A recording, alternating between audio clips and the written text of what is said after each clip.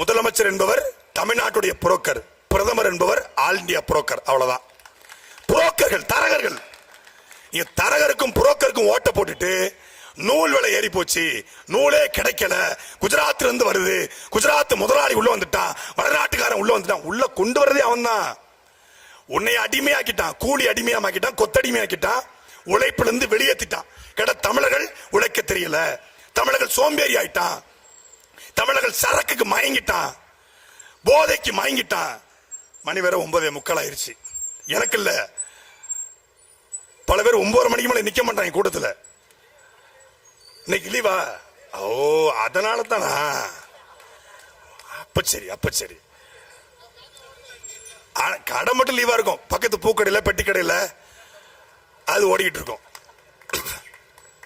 உழைப்பிலிருந்து வெளியேற்றி ஒவ்வொருத்தரையும் குடிகாரனாக இந்த அரசு மாத்திருக்கு, குடி நோயாளியா மாத்திருக்கு. ஒரு அரசு, அந்த அரசு நடத்துற கட்சியினுடைய கட்சி கூட்டத்தில் வெளிப்படையா பீர் பாட்டில் தூக்கி வச்சுட்டாங்க. வெளிப்படையா உங்களுடைய குவார்டர் கோழி பிரியாணி இப்ப சோறு பீர் கேட்டா, ஏன் வெயிலுக்கு எதமா நாங்க கூலிங் பீர் கொடுக்க கூடாதா? அது கூட ஒரு கழக ஆட்சியில ஒரு கழக உறுப்பினருக்கு, கழக ஊப்பிக்கு ஒரு பீர் குடிக்க உரிமை இல்லையான்றான்.